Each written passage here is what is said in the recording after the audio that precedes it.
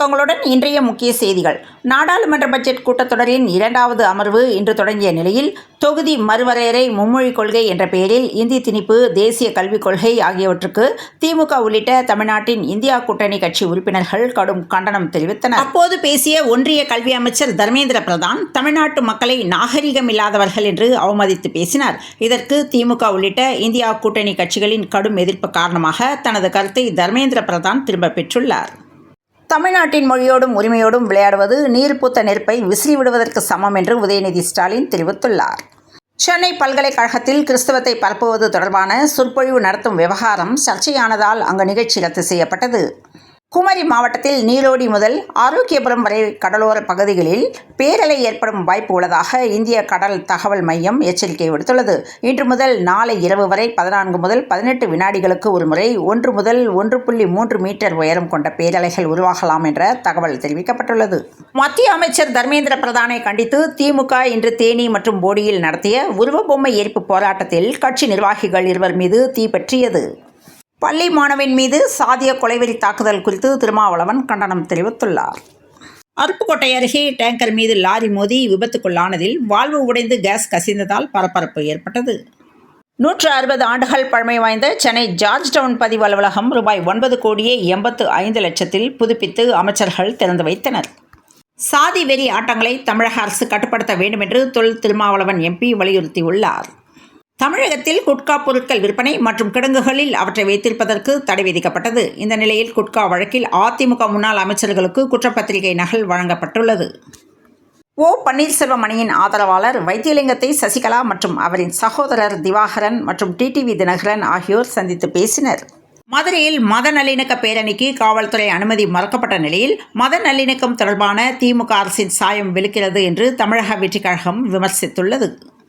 அதிமுக முன்னாள் அமைச்சர் SV வேலுமணி மகன் விஜய் விகாஸ் தீக்ஷனா தம்பதிக்கு கடந்த மார்ச் 3ஆம் தேதி திருமணம் நடைபெற்றது.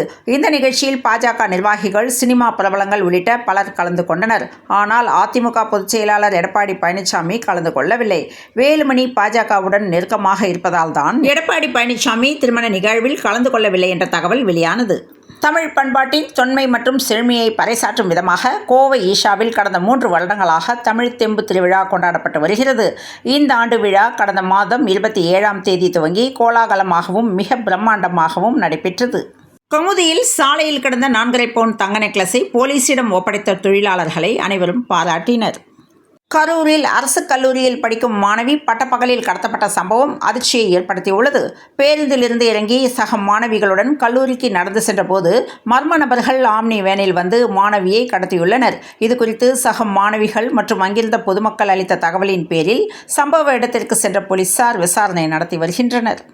அரசு ஊழியருக்கு தமிழ் தெரியாது என்றால் எப்படி? தமிழக அரசு பணியில் சேர தமிழில் பேச எழுத வேண்டும் என்று ஐகோர்ட் கருத்து. தமிழ்நாட்டில் பணிபுரியும் அரசு பணியாளர்களுக்கு தமிழ் தெரியாது என்றால் அவரால் எப்படி அன்றாட பணிகளை மேற்கொள்ள முடியும் என்று உயர்நீதிமன்ற மதுரை கிளை கேள்வி எழுப்பியுள்ளது. தமிழ்நாட்டில் பால் உற்பத்தியாளர்களுக்கு வழங்கப்படும் இழப்பீடு நிதி உதவிகளை உயர்த்தி தமிழக அரசு திங்கட்கிழமை உத்தரவிட்டுள்ளது. பால் உற்பத்தியாளர் விபத்து மரணத்துக்கான இழப்பீடு ரூபாய் 2.5 லட்சத்திலிருந்து 4 லட்சமாக உயர்த்தப்பட்டுள்ளது. மேலும் 2 குழந்தைகளுக்கு கல்வி உதவித்தொகையும் உயர்த்தப்பட்டுள்ளது. திருவெரும்பூர் அருகே உள்ள பெல் ஊரக பகுதியில் இருந்து சென்னைக்கு ஊழியர்கள் மற்றும் பொதுமக்கள் செல்லும் வகையில் புதிய பேருந்து வழித்தடத்தை தமிழக பள்ளிக் கல்வித்துறை அமைச்சர் அன்பில் மகேஷ் பொய்யாமொழி தொடங்கி வைத்தார். எங்களிடமிருந்து வசூல் செய்த வரியை விடுவிக்க முடியுமா முடியாதா என்று முதலமைச்சர் ஸ்டாலின் கேள்வி எழுப்பியுள்ளார். தொகுதி மறுசீரமைப்பு விஷயத்தில் இந்தியா கூட்டணி கட்சிகள் ஒருமித்த கருத்துடன் தான் உள்ளன. மக்களவை தொகுதி மறுசீரமைப்பு விவகாரத்தை தென் மாநில எம்பிக்களுடன் இணைந்து நாடாளுமன்றத்தில் எழுப்புவோம் என்று மாநிலங்களவை திமுக குழு தலைவர் திருச்சி சிவா தெரிவித்துள்ளார். சென்னை அண்ணா நகர் அனைத்து மகளிர் காவல் நிலையம் கடந்த ஆண்டு ஆகஸ்ட் மாதம் பெண் ஒருவர் புகார் அளித்திருந்தார். அந்த புகாரில் தனது 10 வயது சிறுமி பாலியல் வன்கொடுமை செய்யப்பட்டுள்ளார். எனவே இந்த புகாரின் பேரில் உரிய நடவடிக்கை எடுக்க வேண்டுமென தெரிவித்திருந்தார். இதனையடுத்து போலீசார் போக்சோ உள்ளிட்ட சட்டப்பிரிவுகளின் கீழ் வழக்கு பதிவு செய்து விசாரணை நடத்தி வருகின்றனர். தூத்துக்குடி மாவட்டம் ஸ்ரீவைகுண்டம் அருகே அரியநாயகிபுரம் அருகே மாணவனை வெட்டியதாக 3 சிறுவர்கள் கைது செய்யப்பட்டுள்ளனர். 4 பிரிவுகளின் கீழ் வழக்குப்பதிவு தொடரப்பட்டுள்ளது. பேரறிஞர் அண்ணா கூட்டுறவு பால் உற்பத்தியாளர்கள் நல நிதியத்தின் கீழ் பால் உற்பத்தியாளர்களுக்கு இழப்பீடு மற்றும் இதர நிதி உதவிகள் வழங்கப்படுகிறது. விபத்தில் இருந்த மகன் ரூபாய் 400 கட்டாததால் ரூபாய் 15 லட்சத்தை இழந்த குடும்பம். வாகன காப்பீட்டில் கவனம் தேவை என்ற தகவல் வெளியானது.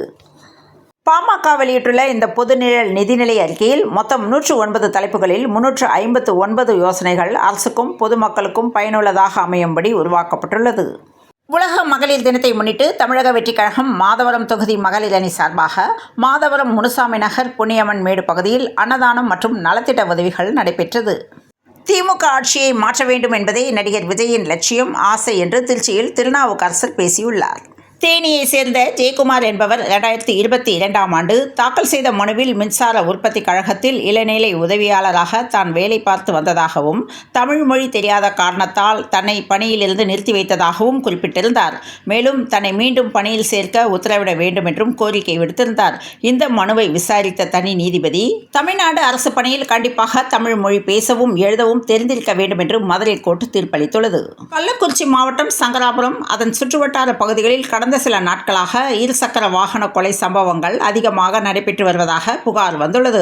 இதனை இரும்புக்கரம் கொண்டு தடுத்து நிறுத்த வேண்டும் என்று கிராம மக்கள் மற்றும் சமூக ஆர்வலர்கள் தொடர்ந்து புகார்களாகவும் கோரிக்கைகளாகவும் கொடுத்து வந்தனர். இந்த விசாரணையில் ஈடுபட்ட போது பைக்னா எனக்கு உசுறு, சோறு கூட போட வேண்டாம் என்று ஊரையே ஒரு சிறுவன் அலறவிட்டுள்ளான். தமிழ் பண்பாட்டின் தொன்மை மற்றும் செழுமையை பறைசாற்றும் விதமாக கோவை ஈஷாவில் கடந்த 3 வருடங்களாக தமிழ் தெம்பு திருவிழா கொண்டாடப்பட்டு வருகிறது. இந்த ஆண்டு விழா கடந்த மாதம் 27ஆம் தேதி துவங்கி கோலாகலமாகவும் மிக பிரம்மாண்டமாகவும் நடைபெற்றது. திருத்தணி நகராட்சியில் ரூபாய் 3,02,00,000 கட்டப்பட்டுள்ள புதிய மார்க்கெட் கட்டடத்திற்கு பெருந்தலைவர் காமராசர் நாலங்காடி என்ற பெயரிட தமிழக அரசு முடிவெடுத்துள்ளது. கரூரில் பட்டப்பகலில் கல்லூரி மாணவி கடத்தப்பட்ட சம்பவம் பரபரப்பை ஏற்படுத்தியுள்ளது. காமராஜர் பெயரில் இயங்கி வந்த திருத்தணி காய்கறி சந்தைக்கு கருணாநிதி பெயர் வைக்கப்பட இருப்பதாக தகவல் வெளியானது. அதற்கு எதிர்ப்பு கிளம்பிய நிலையில் மீண்டும் அந்த சந்தை காமராஜர் பெயரிலேயே இயங்கும் என்று முதலமைச்சர் மு க ஸ்டாலின் அறிவித்துள்ளார். திருச்செந்தூர் மாசி திருவிழாவில் பச்சை சாத்தி கோலத்தில் சுவாமி சண்முகர் வீதி உலா வந்தார். மத்திய மந்திரி தர்மேந்திர பிரதானின் பேச்சு வன்மையாக கண்டிக்கத்தக்கது என்று செல்வ பெருந்தகை தெரிவித்துள்ளார். ஏழை மக்களை கடுமையாக பாதிக்கும் வங்கி நகை அடகு குறித்த புதிய விதிமுறையை ரிசர்வ் வங்கி உடனடியாக திரும்பப் பெற வேண்டும் என்று நாம் தமிழர் தலைமை ஒருங்கிணைப்பாளர் சீமான் வலியுறுத்தியுள்ளார். கரூர் அரசு கலைக் கல்லூரியில் ஈசநத்தம் கிராமத்தை சேர்ந்த இளம்பெண் ஒருவர் BA ஹிஸ்டரி படித்து வருகிறார். இந்த நிலையில் இன்று மதியம் சுமார் 12 மணி அளவில் மாணவி பேருந்திலிருந்து இறங்கி சக மாணவிகளுடன் கல்லூரிக்கு நடந்து சென்று கொண்டிருந்த நிலையில் அவர்களை பின்தொடர்ந்து ஆம்னி வேனில் வந்த மர்ம நபர்கள் அந்த மாணவியை கடத்தி சென்றனர். இதைக் கண்டு அதிர்ச்சியடைந்த சக மாணவிகள் போலீசில் புகார் தெரிவித்துள்ளனர்.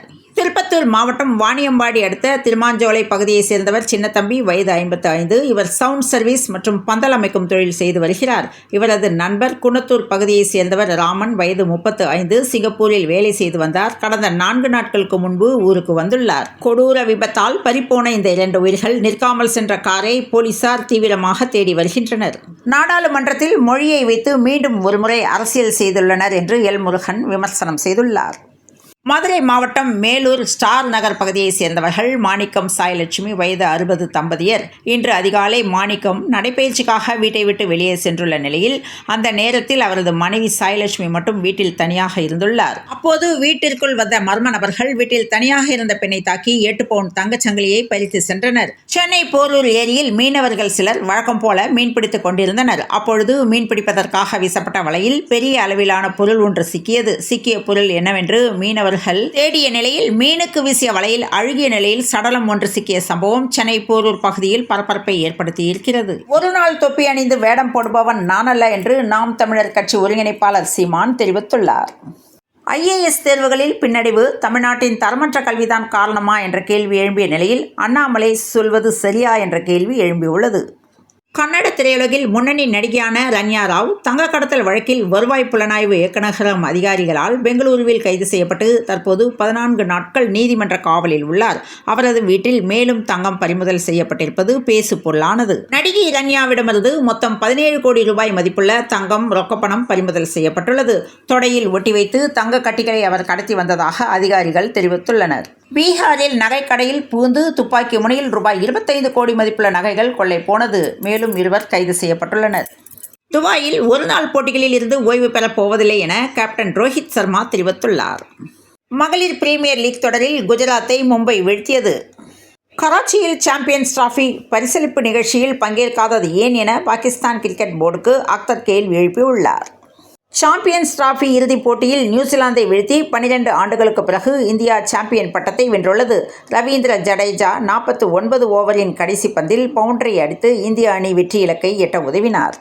இந்தோனேசியா, மலேசியா ஆகிய நாடுகளில் பாமாயில் தயாரிப்பு சரிவை சந்தித்துள்ள நிலையில் பாமாயில் விலை கடந்த சில மாதங்களாக ஏற்றம் கண்டுள்ளது.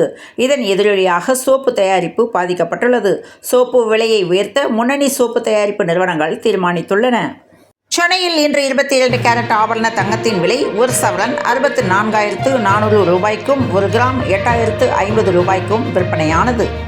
பூமத்திய ரேகையை ஒட்டிய வடகிழக்கு இந்திய பெருங்கடல் மற்றும் அதனை ஒட்டிய தென்மேற்கு வங்கக்கடல் பகுதிகளின் மேல் ஒரு வளிமண்டல கீழடுக்கு சுழற்சி நிலவுகிறது.